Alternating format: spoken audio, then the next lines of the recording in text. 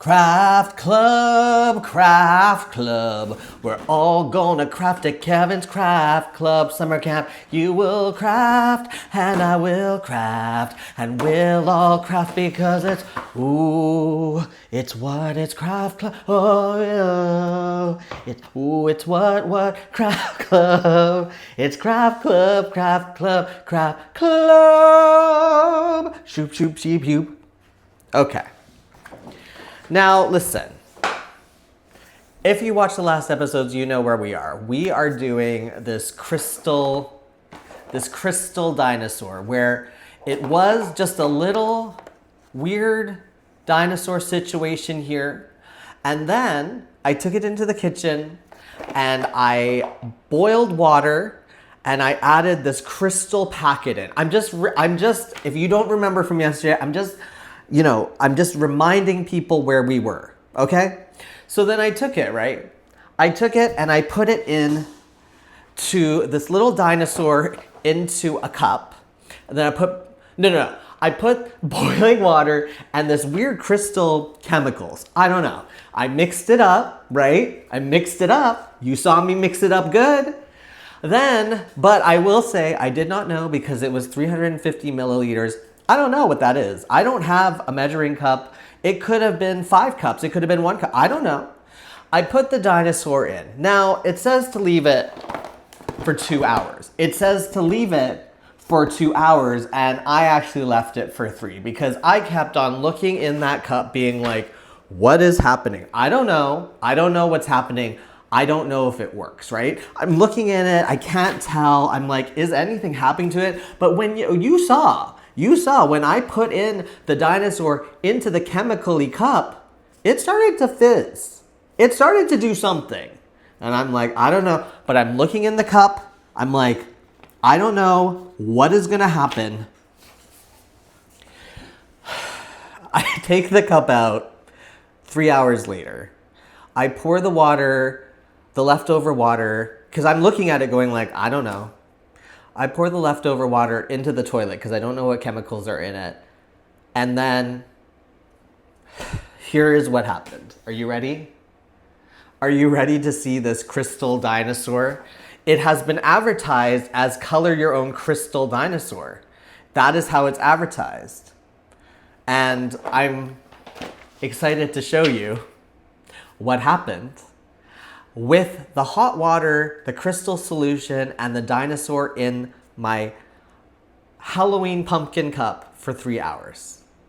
And this is the result.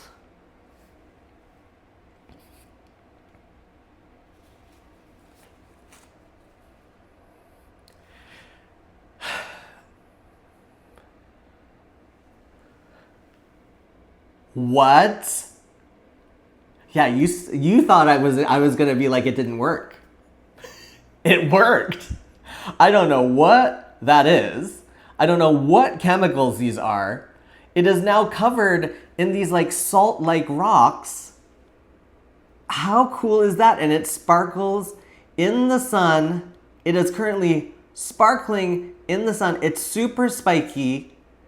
And it didn't get everywhere. Like, look, on the side here, there's little patches where it didn't stick on. And also when I poured out the water into the bathroom, into the toilet, there were little crystal like things like this that also went down. So I assume that, well, first of all, I probably was still wrong to put so much water into it because even 350 milliliters, like I'm looking at this little cup here, it has a little cup of what it should be on, right? And that cup looks like it's basically slightly submerged in water. I probably would have had more crystals on this had I done it correctly. But this is the magic. This is magic right here. This is whimsy right here because it did not have this on it originally. It had no shiny, sparkly crystals on it, and now it does. And this is why I go to the dollar store, right? Because the dollar store creates things that don't make sense. Like you're like, wait, who would ever think of like whatever chemicals these are? And they're like, oh, you know, if you put this in hot water and you put something on it and then it becomes crystallized or whatever, right? Like, who goes, oh, we should make that into a dollar store craft? The dollar store. That they are looking for the craziest things, I assume, and they just want people to have whimsy, and I love it. I love the randomness of this now crystallized thing. I think that's really cool.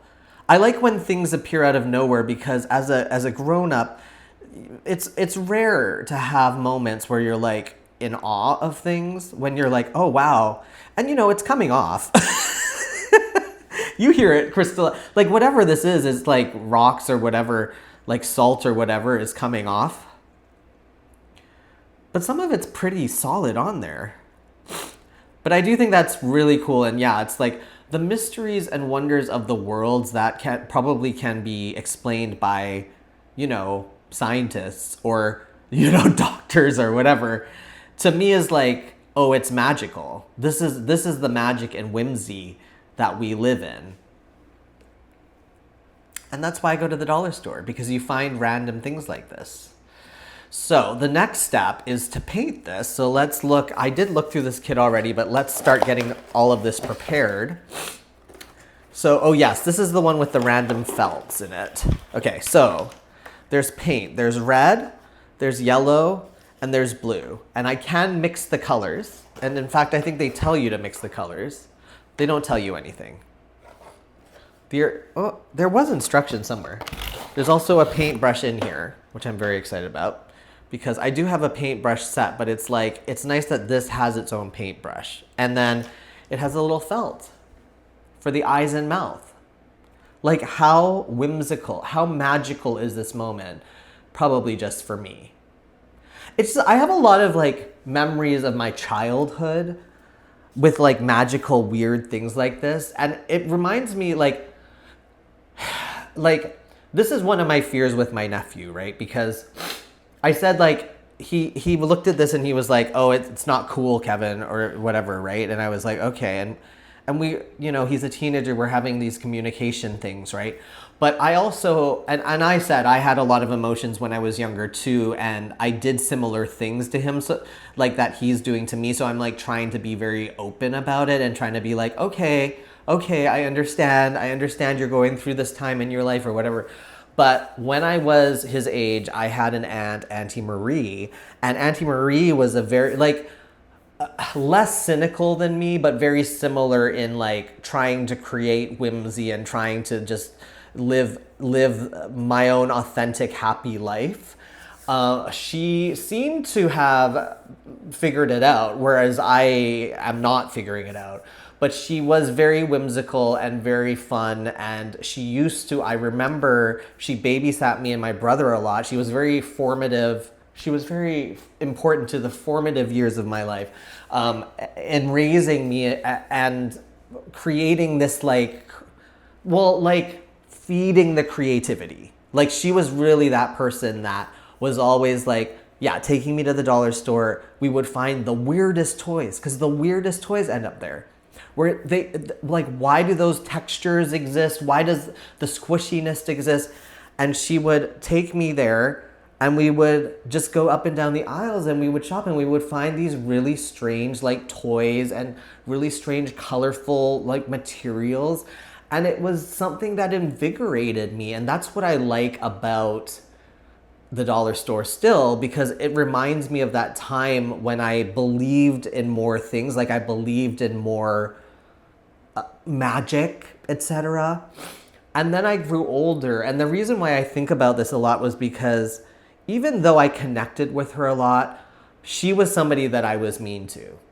I was mean to her because like I felt safe to be mean around her, and I'm not justifying my meanness in any way, but I had a lot of feelings as a kid, and you don't know how to process them. And even to this day, like, I don't think anyone has it figured out. So when my nephew is like being mean to me or whatever, I'm just like, first of all, I think it's a little bit of payback by the universe, or my Auntie Marie like looking down upon me and being like, see, got you back, Kevin. And so I'm like taking it in, and I'm like being like, okay, you know, in some ways I probably deserve this because I was this way to that person in my life that I knew would always be there for me, etc. But also like, it is like identifying that behavior and those feelings and remembering those feelings that I had, that even though I loved my Auntie Marie so deeply, like I don't know, I couldn't control, or I could control, but I hadn't learned how to control that anger or those feelings. And so I took it out on people that I loved, like my Auntie Marie. So especially because I look at my Auntie Marie now, like as I am much, much older, and I look back at her and I go like, oh, I'm very much now in a similar sense, except more cynical, like I said.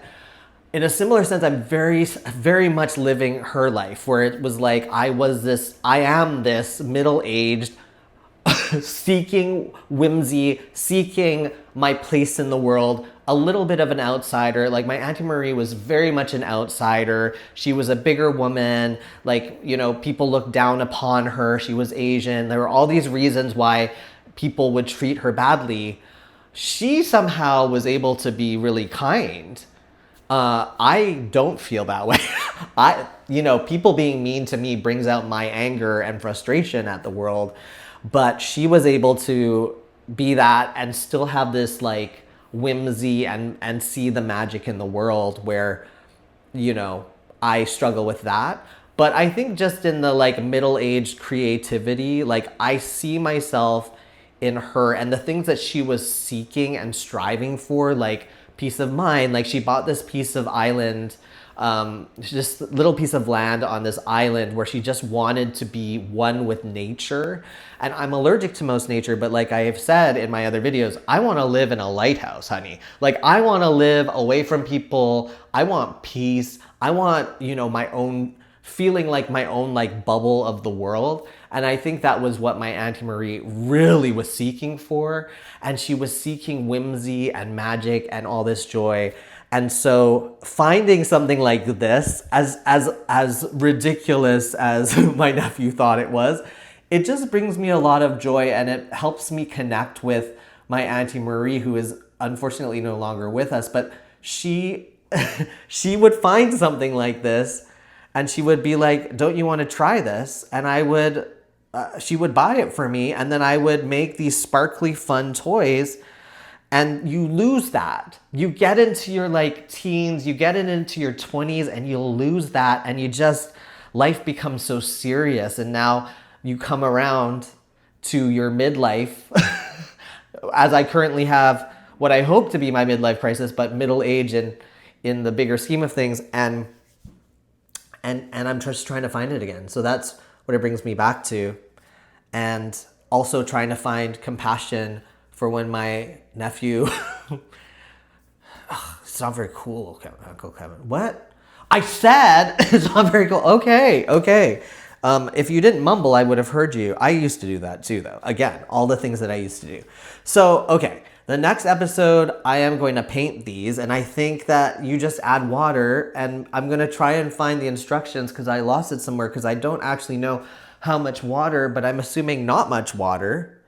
And I'm not going to mix this. I think that I like the idea of a red, blue, and yellow dinosaur. What's wrong with that?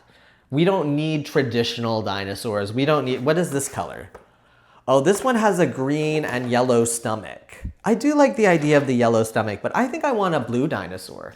And I want the spikes to be red. Why can't I do red spikes?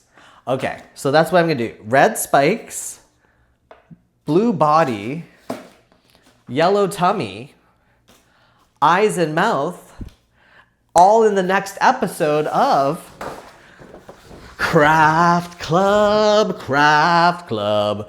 We're all gonna craft because it's craft club. You will craft and I will craft, and we'll all craft because it's craft club in the summer camp time. It's summer camp time and I didn't screw up the dinosaur crystals. I did it right, I did it right. And that's what's fun with craft club summer camp. Kevin Summer Camp, yeah.